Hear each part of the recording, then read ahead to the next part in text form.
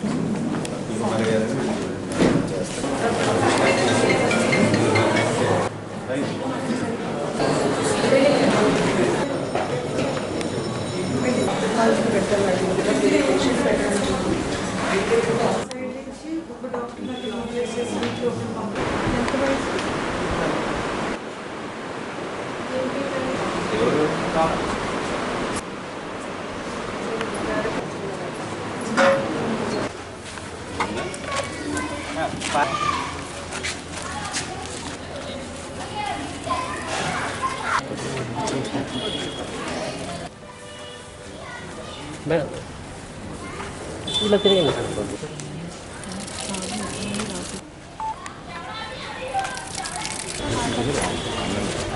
లో ఉన్న అన్ని సమస్యలు ఏదైతే చేయాలి, డెవలప్ ఏ విధంగా చేయాలి, ఎక్కడ గ్యాప్స్ ఉన్నాయన్నీ కూడా డిస్కస్ చేసాము.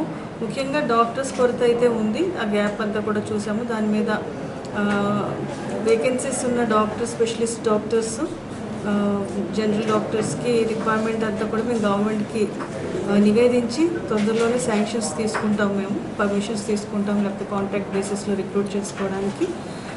చాలా టెక్నీషియన్స్ పోస్ట్స్ కూడా శాంక్షన్ అవ్వాల్సి ఉంది. స్టాఫ్ నర్స్ డెఫిసిట్ ఉంది. ఇది శాంక్షన్కి గవర్నమెంట్ నివేదించి పర్మిషన్ తీసుకుని మేము ముందుకు రిక్రూట్ చేసుకోవడానికన్నా ముందుకు వెళ్తాము. ఇక డయాలసిస్ సర్వీసెస్ ప్రజలకి అవసరమైన రోగులకి అందరికీ అందజేయడం జరుగుతుంది. అది కూడా 10 బెడ్స్ నుంచి 15 బెడ్స్ చేయడం జరిగింది. దాంతో చుట్టుపక్కల ఉన్న పేషెంట్స్ అందరికీ కూడా చాలా సౌలభ్యంగా ఉంది. అదేవిధంగా బ్లడ్ బ్యాంక్ ఏర్పాటు చేయడానికి కూడా పర్మిషన్స్ పొల్యూషన్ కంట్రోల్ బోర్డు నుంచి పర్మిషన్స్ రావడం జరిగింది.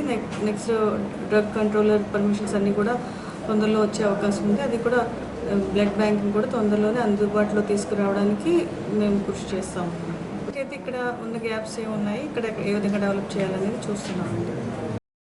ఎమ్మెల్యే మాట్లాడుతూ తణుకు కేంద్రంగా చుట్టుపక్కల ప్రాంతాల్లో ప్రభుత్వ ఆసుపత్రికి పెద్ద సంఖ్యలో రోగులు వస్తుంటారని, అందుకు అనుగుణంగా ఆసుపత్రిలో సదుపాయాల కల్పనకు కృషి చేస్తున్నామని అన్నారు. ముఖ్యంగా వైద్యులు, సిబ్బంది ఆసుపత్రి అభివృద్ధికి సహకరించాలని కోరారు. అనంతరం తణుకు ఆర్టీసీ డిపోను ఎమ్మెల్యే రాధాకృష్ణతో కలిసి కలెక్టర్ నాగరాణి సందర్శించారు. ప్రయాణికుల సౌకర్యార్థం బస్టాండ్ ఆవరణలో నిర్మించనున్న పింక్ టాయిలెట్ల నిర్మాణానికి శంకుస్థాపన చేశారు. ఈ సందర్భంగా బస్టాండ్ ఆవరణలో చలివేంద్రాన్ని పరిశీలించారు. తణుకు ఆర్టీసీ బస్టాండ్లో ప్రయాణికులు ఎదుర్కొంటున్న ఇబ్బందులను స్వయంగా అడిగి తెలుసుకున్నారు. ఈ కార్యక్రమంలో కూటమి నాయకులు, కార్యకర్తలు పాల్గొన్నారు. చంద్రబాబు నాయుడు ఇచ్చిన పిలుపు మేరకు స్వర్ణాంధ్ర స్వచ్ఛాంధ్ర 2047 లక్ష్యానికి అనుగుణంగా ప్రధాని ఇచ్చినటువంటి పిలుపు మేరకు వికసిత భారత్ కార్యక్రమాల్లో భాగంగా ప్రభుత్వం చేపడుతున్న కార్యక్రమాల్లో ప్రజలు భాగస్వాములు కావాలని తణుకు ఎమ్మెల్యే ఆర్మిల్లి పిలుపునిచ్చారు. వేసవిలో నీటి వనరులను కాపాడుకునే లక్ష్యంతో చేపట్టిన ఈ కార్యక్రమాన్ని విజయవంతం చేయాలని స్వర్ణాంధ్ర స్వచ్ఛాంధ్ర కార్యక్రమంలో భాగంగా తణుకు పట్టణంలోని 6, 7 వార్డుల్లో శనివారం నిర్వహించిన కార్యక్రమాల్లో ఎమ్మెల్యే పాల్గొని మాట్లాడారు. 6వ వార్డులో చెరువులో పేర్కొన్న తోడును డ్రోన్ సాంకేతిక పరిజ్ఞానంతో మందు పిచికారీ చేయడం జరిగిందని చెప్పారు. చెరువు చుట్టూ రిటైనింగ్ వాల్, వాకింగ్ ట్రాక్ నిర్మించడానికి ప్రణాళికలు సిద్ధం చేస్తున్నట్లు చెప్పారు. ముఖ్యంగా పరిసరాల పరిశుభ్రతను పెంచే విధంగా రాష్ట్ర ముఖ్యమంత్రి ఇచ్చిన స్ఫూర్తితో ప్రతి ఒక్కరూ స్వర్ణాంధ్ర స్వచ్ఛాంధ్ర కార్యక్రమానికి సహకరించాలని, ప్రతి నెల 3వ శనివారం ప్రత్యేక కార్యక్రమాలు నిర్వహించేందుకు ప్రజలను భాగస్వామ్యం చేయాలని కోరారు.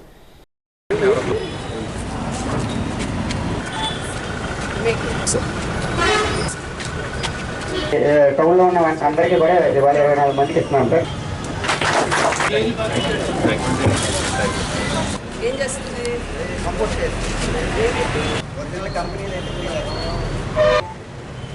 సాధారణంగా ఊర్లో ఎక్కడ కూడా అమ్మడానికి లేకుండా చేస్తాం.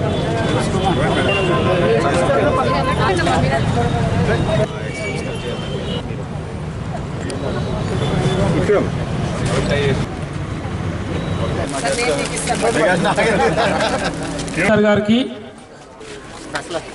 స్పెషల్ ఆఫీసర్ గారు నా పరిసరాల పరిశుభ్రత కొరకు ప్రతిరోజు కొంత సమయం కేటాయిస్తానని, నా వంతు కృషిగా స్వచ్ఛతా కార్యక్రమాల కొరకు శ్రమదానం చేసి పరిశుభ్ర ఆంధ్రప్రదేశ్ సాధించే సంకల్పానికి కట్టుబడి ఉంటానని ప్రమాణం చేస్తున్నాను.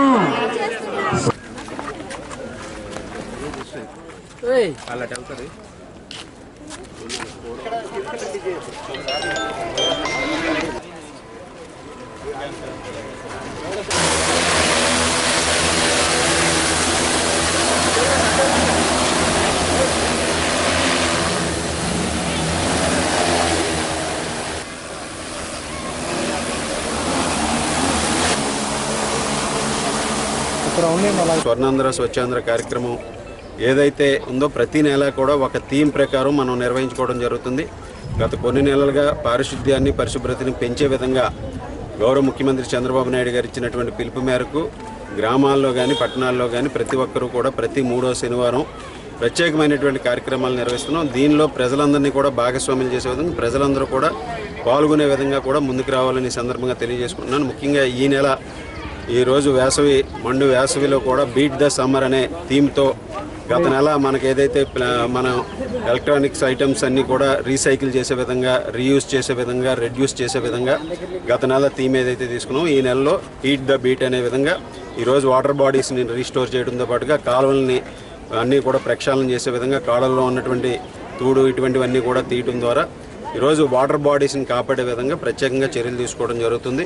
ఈరోజు ప్రతి ఒక్కరూ కూడా మనం ఏదైతే స్వర్ణాంధ్ర 2047 లక్ష్యంగా, అలాగే ప్రధానమంత్రి మోడీ గారు పిలిపించినటువంటి వికసిత్ భారత్ లక్ష్యంగా ప్రతి ఒక్కరూ కూడా ఇటువంటి కార్యక్రమాల్లో, ప్రభుత్వం చేస్తున్నటువంటి కార్యక్రమాల్లో భాగస్వాములే. ప్రజా భాగస్వామ్యం ఉంటే ఏ కార్యక్రమం అయినా విజయవంతం అవుతుంది. ఆ విధంగా ప్రతి ఒక్కరూ కూడా ముందుకు రావాలని ఈ సందర్భంగా తెలియజేసుకుంటూ ఈరోజు మన తణుకుపట్నంలో 6-7 వార్డుల్లో ప్రత్యేకమైనటువంటి కార్యక్రమాలు నిర్వహించి ఇక్కడ ఉన్నటువంటి 6వ వార్డులో ఉన్నటువంటి మనకి వాటర్ ట్యాంక్ని ఏదైతే ఉందో దాన్ని రీస్టోర్ చేసి ఇక్కడ ఉన్నటువంటి ఈ వీడ్ అది రిమూవ్ చేసి ఇక్కడ ఒక ప్రత్యేకంగా రిటైనింగ్ వాల్ అది కట్టే విధంగా, అలాగే రాబోయే రోజుల్లో ఇక్కడ ప్రజలందరికీ సౌకర్యార్థం ఉండే విధంగా ఇక్కడ వాకింగ్ ట్రాక్ కూడా ఏర్పరిచే విధంగా కూడా చర్యలు తీసుకుంటామని ఈ సందర్భంగా తెలియజేసుకుంటాం.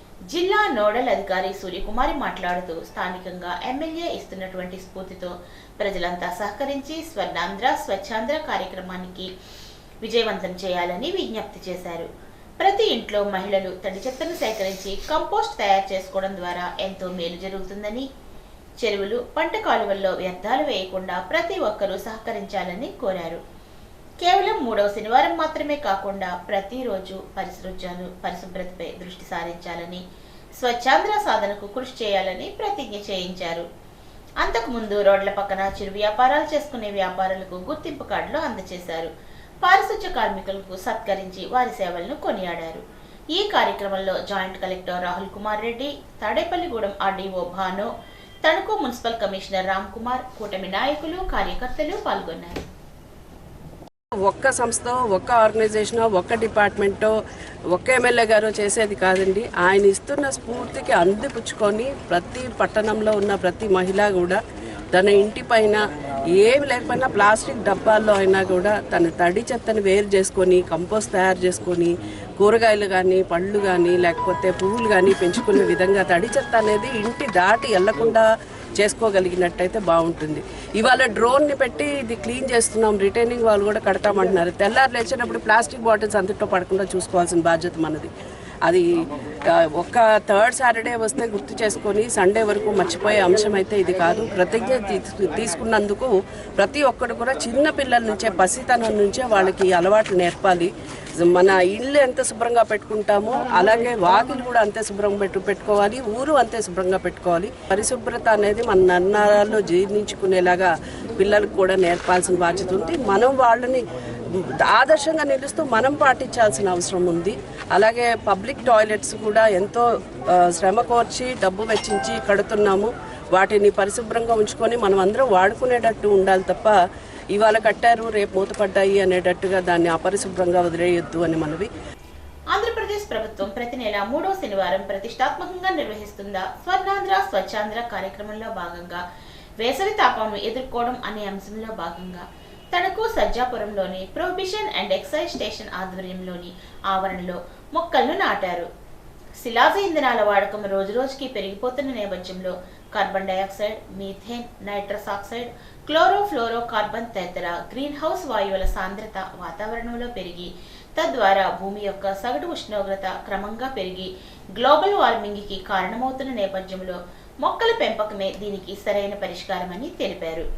మొక్కలు నాటడం ద్వారా గ్రీన్ హౌస్ వాయువులను సమర్థవంతంగా శోషించడం ద్వారా ఉష్ణతాపాన్ని నిరోధించడం, వాతావరణ కాలుష్యాన్ని నివారించడంలో మొక్కలు గణనీయమైన పాత్ర పోషిస్తాయని అన్నారు.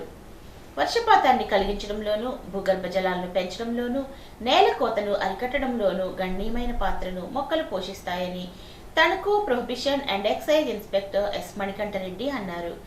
ఈ సందర్భంగా స్వచ్ఛాంధ్ర సాధనకు కృషి చేయడం కోసం అందరితో ప్రతిజ్ఞ చేయించారు. తణుకు కోర్టు భవనముల సముదాయము చైర్మన్ 4వ అదనపు జిల్లా జడ్జ్ ఆధ్వర్యంలో తణుకు కోర్టులో పరిధిలో పనిచేయు పోలీస్ అధికారులతో జూలై 5న జరుగు జాతీయ లోక్ అదాలత్లో ఎక్కువ కేసులు రాజీ చేయటం గురించి మీటింగ్ నిర్వహించారు. పోలీస్ స్టేషన్లలో ఉన్న రాజీపడు క్రిమినల్ కేసుల్లో పార్టీలకు కౌన్సిలింగ్ ఇచ్చి కేసులు రాజీ చేసి కోర్టులో పెండింగ్ కేసులను తగ్గించాలని, ప్రతిరోజు కోర్టులో ప్రీ లోక్ అదాలత్ సిట్టింగ్స్ ద్వారా కేసులు రాజీ చేస్తారని, ఇరు పార్టీలు ఈ అవకాశాన్ని సద్వినియోగం చేసుకోవాలని తెలిపారు. సివిల్ కేసుల్లో కేసులు రాజీ చేసుకోవడం వల్ల కోర్టుకు కట్టిన కోర్టు ఫీజు తిరిగి తీసుకునే అవకాశం ఉందని, 5వ తేదీన జరుగు జాతీయ లోక్ అదాలత్ సమాచారం కోసం పోలీస్ అధికారులను, న్యాయవాదులను, కోర్టు సిబ్బందిని సంప్రదించి తెలుసుకోవాలని సూచించారు. ఈ కార్యక్రమంలో న్యాయమూర్తులు శ్రీమతి డి సత్యవతి, చైర్మన్ మరియు అదనపు జిల్లా జడ్జ్ శ్రీమతి కె కృష్ణవేణి, 2వ అదనపు junior civil judge bench magistrate Tadi Anjaneyulu, bar association president Shri Surampudi Kamesh పాల్గొన్నారు. తణుకు 4వ అదనపు జిల్లా జడ్జి సత్యవతి సబ్ జైల్ తణుకును సందర్శించి అందులో ఉన్న రిమాండ్ ముద్దాయిలకు అందుతున్న ఆహార, వసతి, వైద్య సదుపాయాల గురించి అడిగి తెలుసుకున్నారు. ఎవరైనా అనారోగ్య సమస్యలతో ఉంటే జైలు సూపరింటెండెంట్కు వెంటనే తెలియచేయాలని కోరారు. పరిసరాలు పరిశుభ్రంగా ఉంచుకోవాలని అన్నారు. ముద్దాయిలకు ఉచిత న్యాయ సహాయం సేవల గురించి వివరించారు. ఎవరికైనా న్యాయవాదిని పెట్టుకునే స్తోమత లేకపోతే వారి యొక్క ఆర్థిక స్తోమతను పరిశీలించి తణుకు మండల న్యాయ సేవల సంస్థ ద్వారా ఉచిత న్యాయవాదిని ఏర్పాటు చేస్తామని, ప్రతి ఒక్కరూ చట్టానికి లోబడి జీవించాలని, ఇష్టానుసారంగా చట్టానికి వ్యతిరేకంగా జీవిస్తే పోలీస్ స్టేషన్ల చుట్టూ, కోర్టుల చుట్టూ తిరగాలని, తప్పు చేసి అది నేరము అని తెలియదు అంటే చట్టం ఊరుకోదని తెలిపారు. ప్రతి ఒక్కరూ ప్రవర్తనలో మార్పు తెచ్చుకొని మంచిగా జీవించాలని చెప్పారు. వారానికి 2 రోజులు జైల్ విజిటింగ్ ప్యానెల్ న్యాయవాదులు, పారా లీగల్ వాలంటీర్లు అందుబాటులో ఉంటారని, వారికి సమస్య చెప్పి న్యాయ సహాయం, సలహాలు తీసుకోవాలని అన్నారు. ఈ కార్యక్రమంలో న్యాయమూర్తులు తణుకు 2వ అదనపు junior civil judge Krishnaveni, bench court magistrate Anjaneyulu, న్యాయవాదులు జగిలంక శివకుమార్, సత్యనారాయణ రాజు, జైలు సూపరింటెండెంట్ సిబ్బంది పాల్గొన్నారు. ఈ వార్తలకు స్వల్ప విరామం.